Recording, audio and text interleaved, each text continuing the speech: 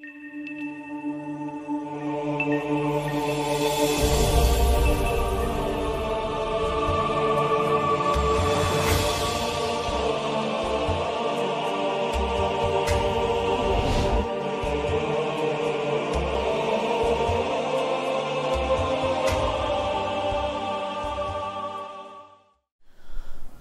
मिनश्शैतानिर्रजीम बिस्मिल्लाहिर्रहमानिर्रहीम अल्लाहुम्मा सल्लि अला मुहम्मद व आलि मुहम्मद व अज्जिल फ़रजहुम। अस्सलामु अलैकुम व रहमतुल्लाहि व बरकातुहू। मौजूद नाज़रीन, एक बार फिर आपके सामने पेश होने की सादत हासिल कर रहा हूँ आपके पसंदीदा प्रोग्राम अहकाम इस्लामी को लेकर। और इस प्रोग्राम के ज़रिए जहाँ सवालात और मौज़ूआत डिस्कस किए जाते हैं, बिहम्दिल्लाह ये सफ़र जारी है। हमारे साथ मौजूद हैं हुज्जतुल इस्लाम वल मुस्लिमीन आली जनाब मौलाना मुस्तफ़ा अली ख़ान अदीबुल हिंदी साहब क़िबला। लखनऊ स्टूडियो से आपका खैर मक़दम करता हूँ। क़ब्ल इसके कि हम इस प्रोग्राम का आगाज़ करें, आपके अज़हान आलिया तक एक खूबसूरत सी हदीस पेश करने की सादत हासिल करते हैं।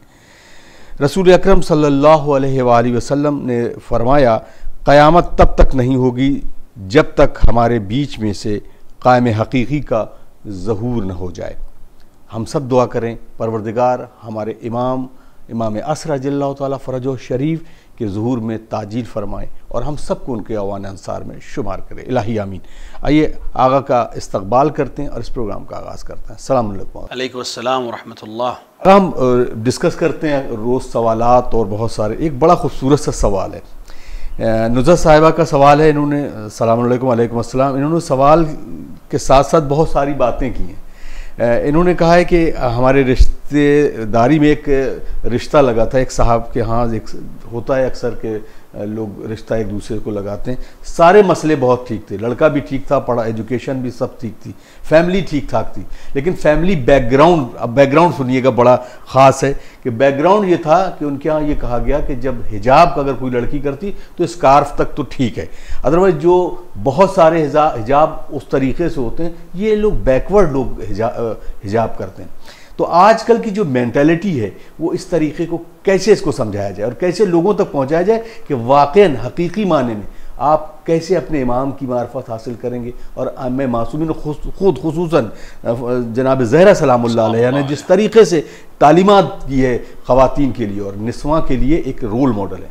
तो मैं चाहता हूँ कि इसको तफसील से आज आप फरमा दें।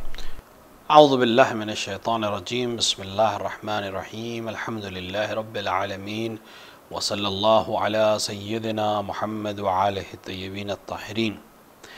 देखिए, इसमें कई पहलू हैं और हर पहलू पर अगर हम नज़र करेंगे तभी सही हम इसके वजह को और सही इसके मसले को समझ सकते हैं और समझने के नतीजे में हम उसको शायद हल कर सकें। एक तरफ है हुक्म शरई, जो हिजाब का हुक्म शरई वो तकरीबन सबको मालूम है, उसको बयान करने की ज़रूरत अभी फ़िलहाल नहीं है। दूसरा मसला है हुक्म शरई पे अमल करना। हुक्म शरई पे अमल करना तमाम लोगों के लिए यकसां है, यानी चाहे वो इंसान बहुत खाते पीते घर का हो, चाहे वो बहुत गरीब तबके से ताल्लुक़ रखता हो, चाहे बहुत आला पोस्ट के ऊपर हो, चाहे बहुत ज़्यादा पढ़ा लिखा हो, चाहे बिल्कुल ही कुछ भी ना जानता हो पढ़ना लिखना, या बहुत ही किसी अदना पोस्ट के ऊपर हो, या असल कोई कारोबार भी ना करता हो। हुक्म शरई किसी के लिए फ़र्क कायल नहीं है। जो इंसान भी मुकल्लफ़ है, मुसलमान है, आक़िल है, बालिग़ है, हुक्म शरई से अपने दामन को बचा नहीं सकता। लिहाजा ये कहना कि ये हुक्म हमारे लिए नहीं है, या ये सोचना कि ये हुक्म हमारे लिए नहीं है, ये मसलन दूसरे तबके के लिए है, ये चौथे तबके के लिए, पाँचवें तबके के लिए, ये बिल्कुल ही गलत। क्योंकि इस्लाम में अवलन तबका नाम की कोई चीज़ नहीं है जी। इस्लाम में सिर्फ एक मेयार है, वो है तक़वा। इसके अलावा ना कोई नस्ल मेयार है, ना कोई ओहदा मेयार है, ना माल मेयार है, ना दौलत मेयार है, कोई चीज़ इसमें मेयार नहीं है। रसूल अकरम की चचाज़ाद बहन और अमीरुल मोमिनीन अलैहिस्सलातु वस्सलाम की सगी बहन अमीरुल मोमिनीन की हुकूमत के दौर में अमीरुल मोमिनीन के पास आई और अमीरुल मोमिनीन बैतुल माल को तकसीम कर रहे थे, तो आपने उनकी कनीज़ को मसलन 2 दिरहम दिए और ख़ुद अपनी बहन को, सगी बहन को भी 2 दिरहम दिए। लौट कर जब अब घर आई और घर पे देखा कि कनीज़ को भी 2 दिरहम मिले, तो एक बार अब लौट कर अपने भाई के पास, यानी अमीरुल मोमिनीन अलैहिस्सलाम जो ज़ाहिरी खिलाफत के ऊपर भी उस वक्त फाइज थे, पूछा कि भाई आपने मुझे और अजम को बराबर दिया, अजम से मुराद यानी गैर अरब, कनीज़ को भी बराबर दिया, तो जबकि मैं अरब हूँ, मैं कुरैश से हूँ, मेरा ताल्लुक़ बनी हाशिम से है। तो अमीरुल मोमिनीन अलैहिस्सलाम ने फरमाया कि इनमें से कोई चीज़ ऐसी नहीं है जितनी तुमने हमें बयान की, बहन से कहा आपने कि जितनी बातें आपने बयान की इनमें से कोई चीज़ ऐसी नहीं है जिसको खुदावंद आलम ने कुरान में इम्तियाज़ की वजह बयान की हो। जज़ाकल्लाह। मैं तक़सीम में वो उस हुक्म पे अमल करूँगा जो खुदा का हुक्म है। खुदा ने सबको बराबर तक़सीम करने का हुक्म दिया है। लिहाजा ये इसलिए अर्ज़ किया गया कि किसी किस्म का कोई बड़ा छोटा, मिसाल के तौर के ऊपर ये बड़ा तबका है, ये छोटा तबका है, ये कास्ट है, ये हमारे मुल्क में किसी और मज़हब के अंदर हो सकता है, लेकिन इस्लाम में इसकी कोई जगह नहीं है। जो कलमा ला इलाहा इल्लल्लाह मुहम्मद रसूलुल्लाह कह रहा है वो इस दायरे इस्लाम में और सब बराबर हैं। हाँ, मुमकिन है विलायत अमीरुल मोमिनीन अलैहिस्सलातु वस्सलाम के उन्वान से अगर हम तमीज़ करें और मोमिनीन को दीगर मुस्लिमीन से अलग करें, ये हम इसकी वजह इम्तियाज़ समझ में आती, क्योंकि बिलखैर रसूल अकरम सल्लल्लाहु अलैहि वसल्लम ने फरमाया कि या अली अंत व शियतों का हुमुल फाइज़ून। तो खूब यहाँ पर अमीरुल मोमिनीन के शियों को एक अलग इम्तियाज़ दिया गया है, तो ये इम्तियाज़ समझ में आता है। लेकिन क़ानून इलाहिया की नज़र में, शरीयत की नज़र में, इम्प्लीमेंट ऑफ लॉ की नज़र में कोई फ़र्क नहीं है, बल्कि शिया अली को तो और ज़्यादा कानून पर पाबंद होना चाहिए, क्योंकि वो अमीरुल मोमिनीन अलैहिस्सलाम का चाहने वाला होने का दावा कर रहा है। लिहाजा कानून में सब बराबर है।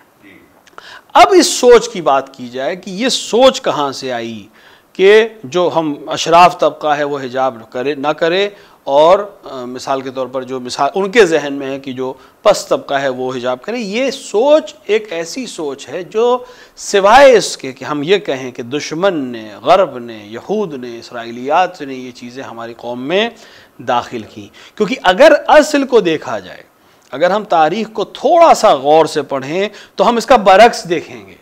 यानी अशराफ तबके के लोग हिजाब करते थे और जो पस्त तबके के लोग समझे जाते थे उनके लिए हिजाब की शर्तें नहीं थी, क्योंकि उनके यहाँ इज़्ज़त और आबरू नहीं समझी जाती थी। और अशराफ अपनी ख़वातीन के लिए, अपने आप के लिए इज़्ज़त और आबरू और मेयार और हिजाब को बहुत अहमियत देते थे, लिहाजा वो हिजाब के कायल थे। यानी बात बिल्कुल बरक्स है। हत्ता वो कौमें जो हिजाब को कम तर कबूल करती, उनकी भी अशराफ तबके में हिजाब बहुत शिद्दत के साथ इस्तेमाल किया जाता था।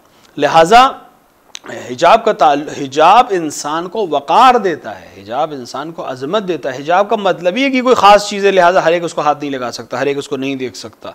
जो चीज़ कीमती होती है उसको इंसान ढांकता है, जो चीज़ कीमती नहीं होती उसको नहीं ढांकता है। आप सड़क पर भी अगर चलेंगे तो वो चीज़ें जो बहुत कीमती होती हैं, आप मिसाल के तौर पर किसी लोहार की दुकान पर जब पहुँचेंगे तो लोहा ऐसे ही रखा होगा, लेकिन जब आप सुनार की दुकान पे पहुँचेंगे तो सुनार ऐसी बिखरा हुआ नहीं होगा, उसको बहुत पैक करके बहुत शीशे के केबिन में बहुत अच्छी तरह से सजा के रखा जाता है। तो जो चीज़ कीमती होती है उसको हिजाब में रखा जाता है ताकि वो आलूदगी से महफूज रह सके। जो कीमत नहीं रखती वही इसी तरह सड़क पर और बाज़ारों में और दुकानों में पड़ी रहती है। तो ये तो वो उस बात को सोच के ऊपर जवाब है कि इंसान ये सोचे कि हम चूँकि बड़े तबके से, ज़ाहिरी अपने जोम में बड़े तबके से हैं, लिहाजा हम हिजाब नहीं करेंगे। नहीं, ये बिल्कुल बरक्स बात है।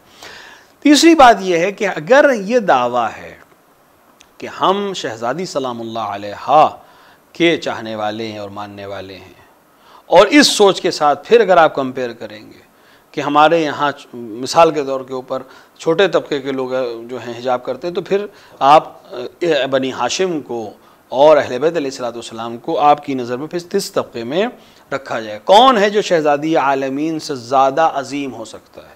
कौन है कि उससे ज़्यादा अशरफ हो सकता है? कौन है? उनसे आला कोई नहीं है। वो ज़ात जो उसके एहतराम में रसूल अकरम सल्लल्लाहु अलैहि वसल्लम खड़े होते हों, उससे आला और बरतर कौन हो सकता है? वो खातून के जिसके लिए रवायात कहती हैं कि रोज़े महशर जब आपकी सवारी गुजरेगी तो अहले महशर जिसमें अम्बिया भी मौजूद होंगे उनसे कहा जाएगा कि अपने सरगर्दनों को झुका लें और अपनी आँखें बंद कर लें। और लोगों ने इसके इल्लत बयान जो उलमा ने की कि सर जब झुका लेंगे तो वैसे भी निगाह नहीं पड़ेगी, आँखें क्यों बंद कर लें? तो बाज़ ने फरमाया कि इसकी इल्लत ये है कि वो सवारी जो गुजरेगी उसका साया जो पड़ेगा उस साये के ऊपर भी नज़र न पड़े। तो जो आला तरीन मकाम है खिलकत में, सबसे आला ज़ात है खिलकत में, खुदावंद आलम उसको हिजाब की रियायत इस तरह से करा रहा है कि अम्बिया को उसके साये को देखने की इजाज़त नहीं है। अगर हम उनके पैरोकार हैं तो हम कैसे कल महशर में जाकर इस रवैये के साथ और इस आइडियोलॉजी के साथ उनसे मुलाकात करेंगे और उनको अपना शफी करार देंगे जब हम उन्हीं की मुखालिफत करते हैं। आप किसी शख्स के से सिफारिश कराना चाहें, इस दुनिया में भी आप किसी शख्स से सिफारिश कराना चाहें किसी ख़ास काम के लिए, और आप जाकर उसी की तौहीन करें या उसकी बात ना मानें या उसको अजियत करें और फिर आप चाहें कि वो आपकी सिफारिश करे, तो मुझे नहीं लगता कि ऐसा कोई शख्स इस दुनिया में होगा जो इस काम को अंजाम देगा। आप सुबह महशर का तसव्वुर करें, जाके हाँ आपके पास सिवाय इसके कि आप मुहिब अहले बैत हैं कोई चीज़ काम आने वाली नहीं है। ये आप मजलिसों में भी सुनते हैं, दावा करते हैं ना कि एक दफ़ा इंसान होता है कि दावा नहीं करता, कोई गैर मज़हब का इंसान है ये बात कहे तो शायद इतनी अजियतनाक ना हो, लेकिन अगर शख्स जो सियादत का भी दावा कर रहा है, शियत का भी दावा कर रहा है, मुहिब होने का दावा भी कर रहा है और इस तरह की सोच के साथ एक हुक्म शरई की तौहीन कर रहा है, वो कल जाकर शहज़ादी सलामुल्लाह अलैहा के सामने किस तरह से अपनी सिफारिश की उम्मीद करता है जब उन्हीं की तौहीन करना और अपने कलाम के ज़रिए से करने की कोशिश कर रहा है। लिहाजा अब इसका हल क्या है? इसका हल ये है कि मैं हमारे जो प्रोग्राम्स हैं और दीगर अफराद जो प्रोग्राम्स बना रहे हैं, ज़रूरत है कि आज हम अपने जवानों की तरबियत बिल्कुल उसी तरह करने की कोशिश करें जो अहले बैत का तरीक़ा था तरबियत कराने का। अगर हम तरबियत में कोताही करेंगे तो यकीनन उसके नताइज यही निकलेंगे। कल मैं किसी किताब में देख रहा था और किसी ने बहुत अच्छी बात लिखी थी कि देखें आजकल की जो जनरेशन है और आजकल के बाज़ वालिदैन, जब बच्चा 5 साल का होता है तो उसको वो मैथ्स की प्रैक्टिस कराने के लिए और स्पेशल क्लासेस, स्कूल में जो पढ़ रहा है वो अलग से है, लेकिन अलग से स्पेशल क्लासेस उसको कराना शुरू करते हैं ताकि उसकी मैथ्स मजबूत हो जाए। 7-8 साल की उम्र उसको म्यूज़िक क्लास में भेजना शुरू कर देते हैं कि वो म्यूज़िक सीखना चाहे। 4-5 साल की उम्र में स्विमिंग क्लासेस में भेज देते हैं।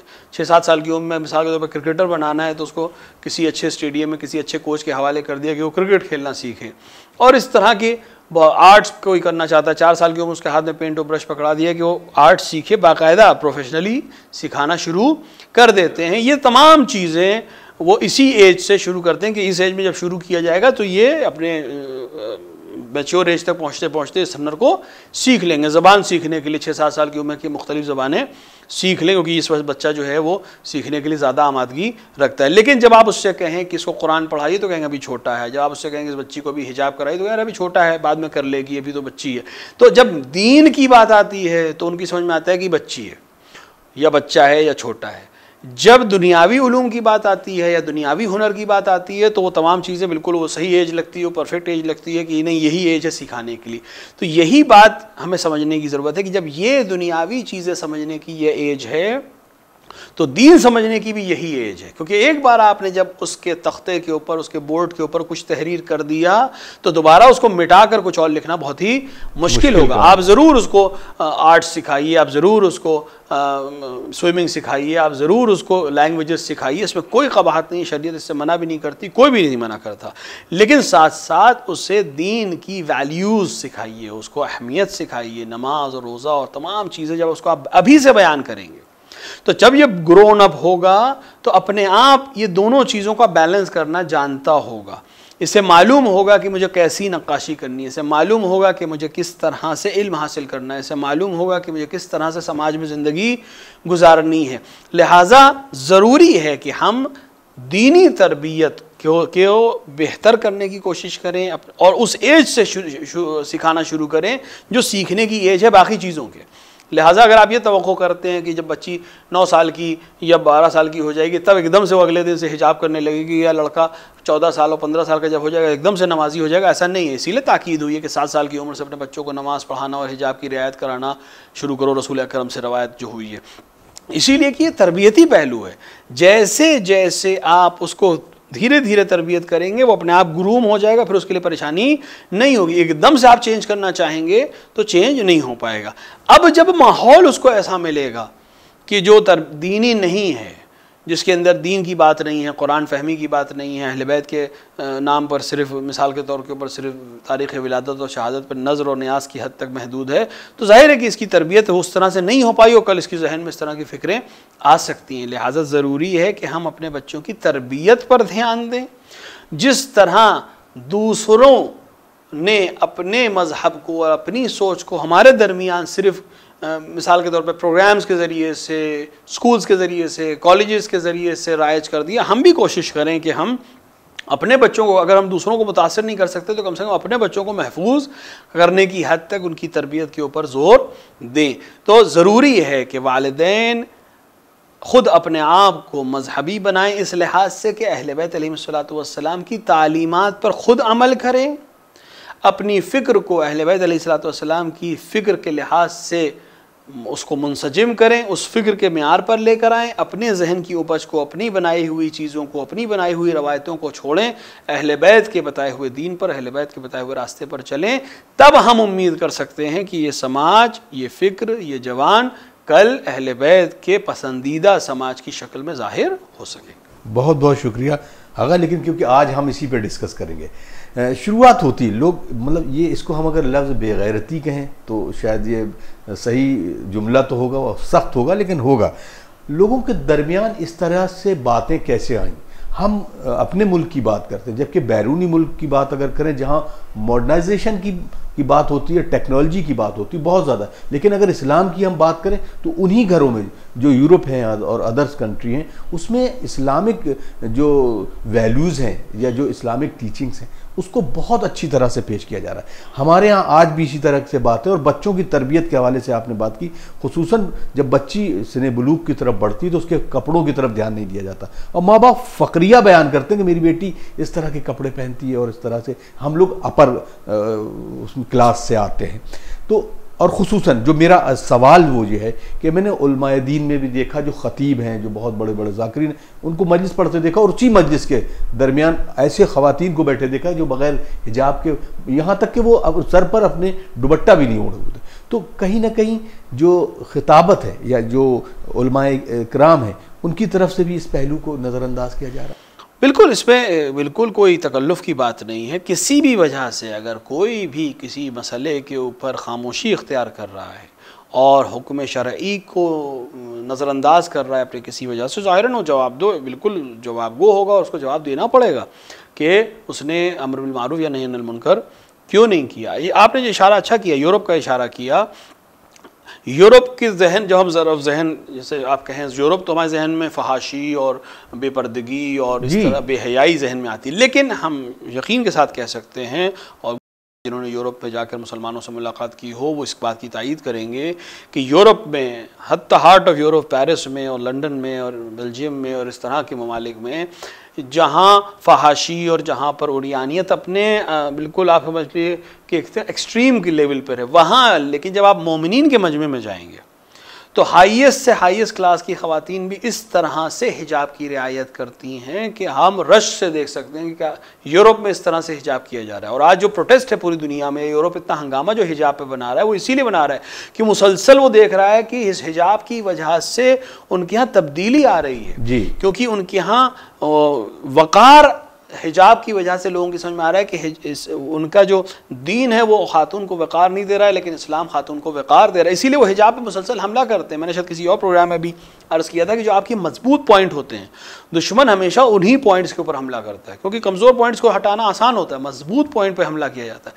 हिजाब पर मुसलसल हमला इसीलिए है कि जो हिजाब की हैबत है, जो हिजाब के ज़रिए से दूसरी ख़वातीन के ऊपर ये पैगाम जा रहा है कि हम, इसीलिए वो हमला करके पहली बात ये कहते हैं कि हिजाब के ज़रिए से हम खातून को कैद कर देना चाहते हैं, उसको तरक्की नहीं देना चाहते, जबकि बरक्स है, इस्लाम हिजाब के ज़रिए से खातून को इज़्ज़त और एहतराम देना चाहता है बेशक। और जिन कौमों को ये बात समझ में आ रही है वो धीरे धीरे इस्लाम की तरफ मायल हो रहे हैं। यही मसला यूरोप का है, यही मसला अमेरिका का है कि वहाँ हिजाब के ऊपर जो हमला है वो इसलिए कि ये हिजाब सबब बन रहा है उनकी ख़वातीन का इस्लाम की तरफ आने का, या उनकी ख़वातीन का इस्लाम से रूबरू होकर उसकी तालीमात को हासिल करने का सबब बन रहा है। और फिर तब्दीली मज़हब की बात भी आती है, लिहाजा वहाँ उनको इसकी कदर मालूम हो गई है।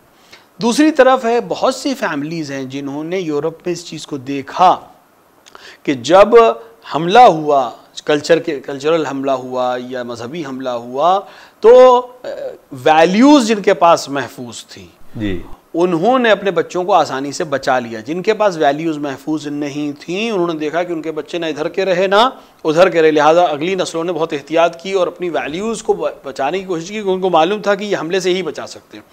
अभी हम जिस दौर में अपने मुल्कों में जी रहे हैं, एशियन कंट्रीज़ की बात करें तो अभी हम एक तरह से एक जंग के मैदान में हैं। यहाँ जंग तलवार से और तोप से और मिसाइल से और रॉकेट से नहीं हो रही है, यहाँ जंग कल्चर की जंग हो रही है। एक पूरी कोशिश है कल्चर को ख़त्म करने की। उससे मुराद नहीं है कि वो कल्चर मुस्लिम कल्चर है या गैर मुस्लिम कल्चर है। हर वो कल्चर जो किसी भी कौम को इज़्ज़त और एहतराम और वक़ार देता है उसके ऊपर हमला है। यानी ऐसा नहीं है कि सिर्फ मुसलमानों पे हमला है, दीगर मज़ाहिब के ऊपर भी कल्चरल हमला मुसलसल है।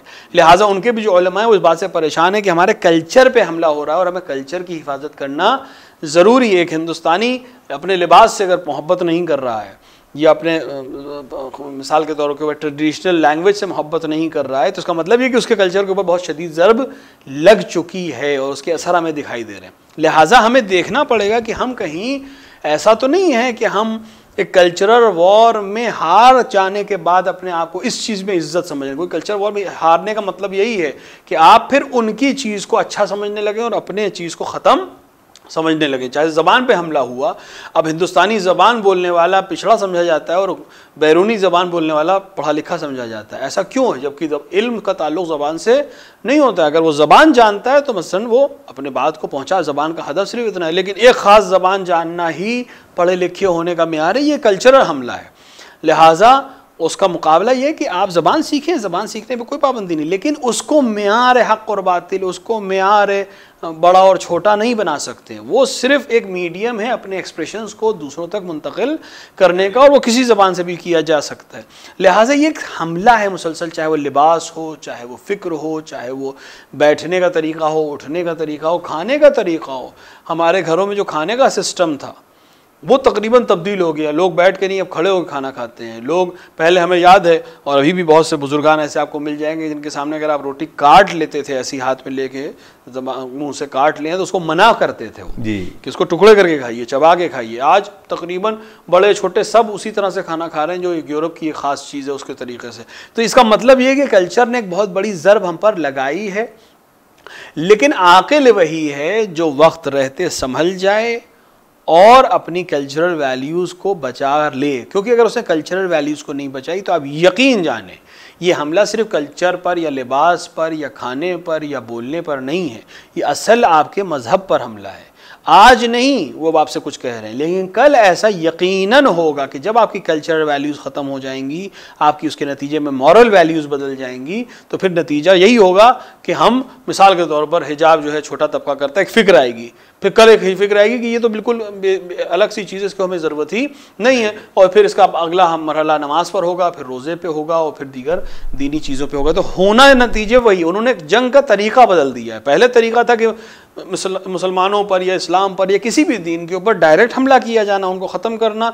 अब उन्होंने तरीक़ा बदल दिया कि बजाय इसके कि हम उनको तलवार से कत्ल करें, उनका नाम नहीं तब्दील करेंगे लेकिन उनका मज़हब उनसे हम छीन लेंगे। लिहाजा इस वक्त बहुत अहमियत है कि हम अपने बच्चों को सही गाइडेंस दें, और इसमें सब की जिम्मेदारी है, यानी मेरी, आपकी, मीडिया की, हर एक की जिम्मेदारी है कि हम घरों तक सही दीन, सही फ़िक्र पहुँचाएँ, और वो लोग जो गलत कर रहे हैं उनको मुंह पर गलत कहना शुरू करें। अगर हम ये काम नहीं करेंगे तो यकीनन ये जंग हम हार चुके हैं और हार जाएंगे, और हमारे पास जो कुछ बचा है वो भी हमारे पास से चला जाएगा। अलबत्ता यहाँ हम ये ताकीद ज़रूर करेंगे कि गलत कहना, किसी को तंबीह करना, किसी को सबक देने का तरीक़ा भी वही होना चाहिए जो अहले बैत अलैहिस्सलाम का है। यानी जो तरीक़ा उन्होंने बयान किया अमर बिल मारूफ़ का, जो तरीक़ा उन्होंने नही अनिल मुनकर का बयान किया, जो तरीक़ा उन्होंने बयान किया है किसी को अखलाक़ी तरबियत देने का, उस तरीक़े को अपना, यानी अखलाक़ के ज़रिए से, हिकमत के ज़रिए से, अदब के ज़रिए से, सड़क के ऊपर झगड़ा करके या किसी महफिल को जाकर हंगामा करके नहीं, अदब के ज़रिए से अगर हम करेंगे तो यकीनन कामयाब होंगे और अपनी कौम को वो समाज बना सकेंगे जो हज़रत की मुंतज़िर समाज है और हज़रत के लिए अपने आप को आमादा करने वाला समाज है। बहुत बहुत शुक्रिया। तो नाज़रीन, आप देख रहे थे प्रोग्राम अहकाम इस्लामी, और इसके बाद कुछ और अहम सवाल आते हैं। इंशाल्लाह अगले एपिसोड में इसको लेते हैं। ख़ास तौर से जो हिजाब भी है, उस हिजाब को कितने हिजाब की ज़रूरत है, ये सवाल ज़रूर हम आगा की खिदमत में रखेंगे। हमें दीजिए इजाज़त, इंशाल्लाह अगले एपिसोड में मुलाकात होती है। वस्सलामु अलैकुम वरहमतुल्लाहि वबरकातुहू। आइए दुआ करते हैं हम सब मिलकर अपने वक्त के इमाम असर जल्लल्लाहु तआला फ़रज शरीफ की ज़ुहूर की ताजील। अल्लाहुम्मा अजिल वलियकल फ़रज।